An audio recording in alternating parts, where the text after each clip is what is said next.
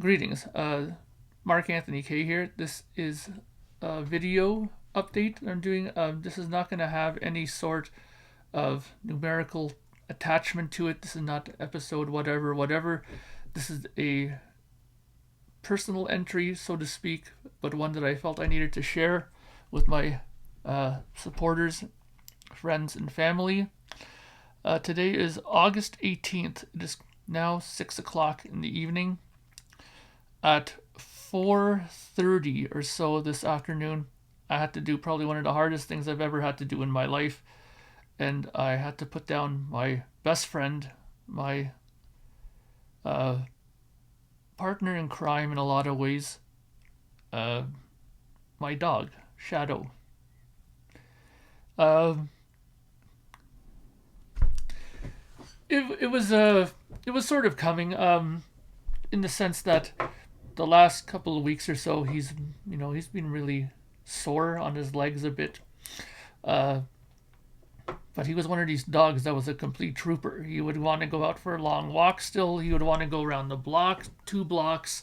He'd want to go to the school that was 3 blocks away to play in the field. So as he was an older dog, I didn't want to, rob him of some of the little pleasures of life. So we did these things and we went. And sometimes he would come back and he'd be winded and exhausted, but he would recover from it. He was a strong dog that way. But his legs got a little sore. And about 3-4 days ago, I was down here doing some work in the blue room here, my little studio, and he was down here laying down beside me. He wanted to go upstairs. He wanted me to come up with him, so I went up. And at this point, he sometimes needed a little bit of motivation to get him up the stairs. Not like, anything serious. Like, I didn't have to get a cane and tap him or anything. But, I just had to excite him, get him all revved up. And he would go up the stairs. And when he got to the top, and it was 4 stairs, like 1, 2, 3, 4, and he's up. And every time he would get up the stairs, he would start running around the kitchen in circles and barking his head off how proud he was of himself that he would get up those stairs. Well, the one day, a few days ago, he went up those stairs, and when he got to the top of them, his top 2 paws hit the top. They slid apart like this. He dropped on his front, he smacked his chin on the floor, and his back legs must have gave out or something as well.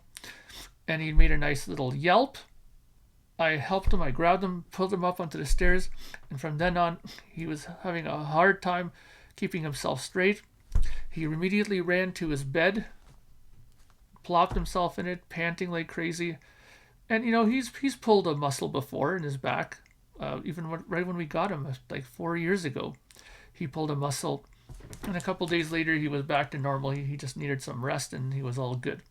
So, I thought maybe that was going to be the same thing this time. Maybe he needed some rest, a little bit of extra love and attention, and he'd be back to normal. And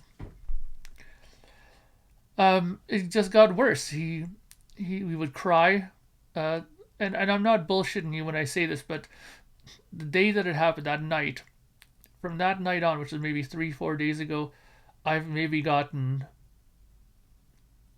3 hours sleep. He would constantly howl and cry and make noises and make this kind of alarming kind of sort of like oh sound when he would bark in between.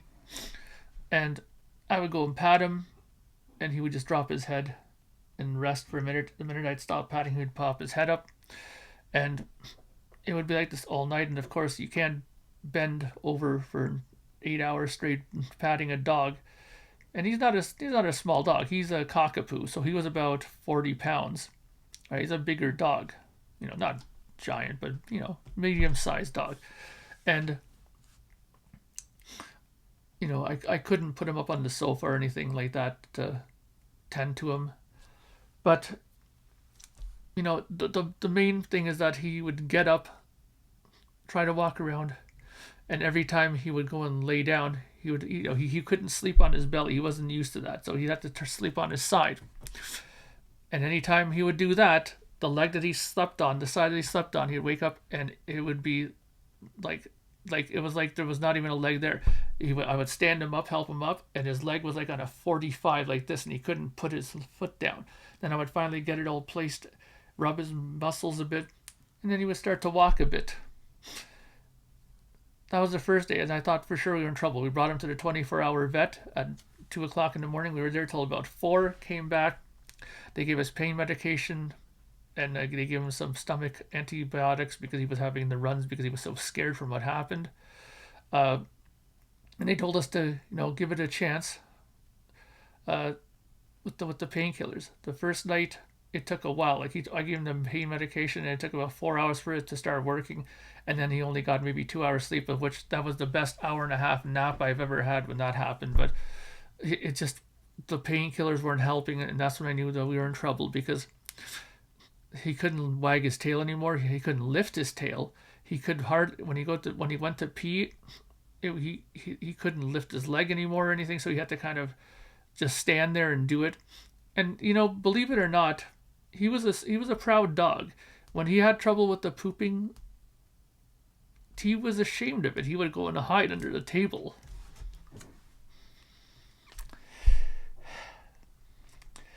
But we got over that, and we would help him clean up himself and stuff, and it was okay. We did the best that we could with him like that. Sorry, give me a second.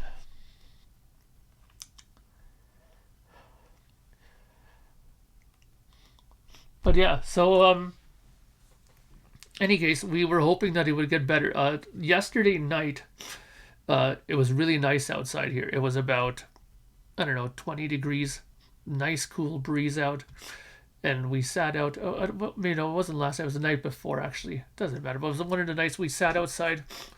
He sat on this little carpet outside. He wanted to be outside for some reason. He didn't want to be even in the house anymore after this happened. So we lay down outside, and me and my mom sat with him outside from about 1 o'clock in the morning till about 5 a.m. And we really enjoyed it. We were talking all night, watching people come by in their cars, driving by, and he would just sit there and look around, eventually once in a while nodding off for a few minutes, and then popping his head back up and looking around, falling back asleep. He could never get any sleep either. He got probably as little sleep as we did. And then one night we did get a good night's sleep, where actually he fell asleep from 9 till about 2 a.m. And I slept with him in the living room at that time, and I had a really good sleep, and I was optimistic that it was going to turn around. Well,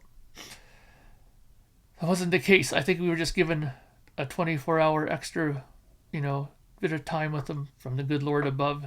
And after that 24 hours is up, it was time pretty much to say goodbye because he couldn't stand anymore. He wouldn't eat now. That was a big problem because while he was never big on dog food, he loved his chicken breast meat. I would always cook him some chicken breast, skinless, boneless. It was like beautiful stuff. The grocery store people thought I was nuts buying $20 of chicken breast meat for a dog every week, but he was worth it. Every cent that dog was worth, in my opinion.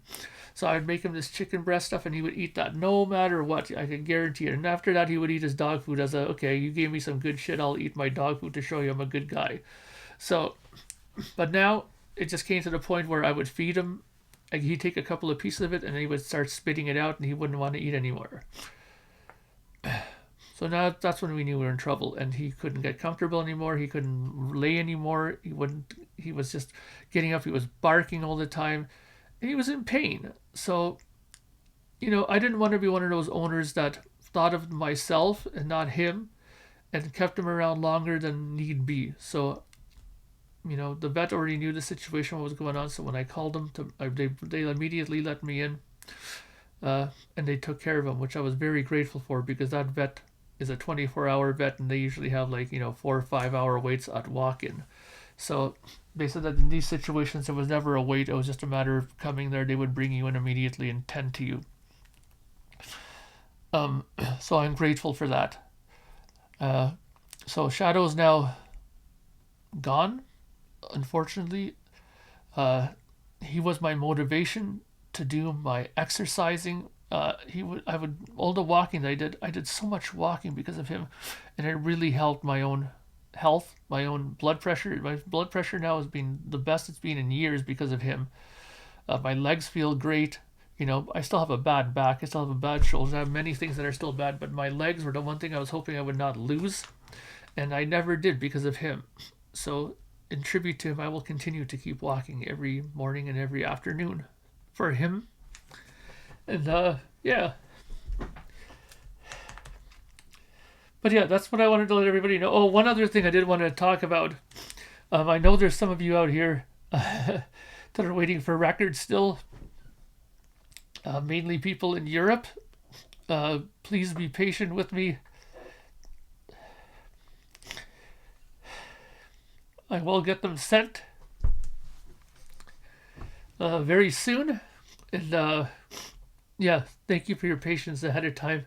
I am talking about, of course, this record. One of the records that Shadow was in the room with me while I was making. It will be coming to you, I promise. I have everything packed up, but as you can realize, things got delayed now because of these things. But I do know that my US guy does have all the records already, and most likely has started sending them out. So all you people in the US who are waiting for records, it shouldn't be much longer until you guys get it. I apologize.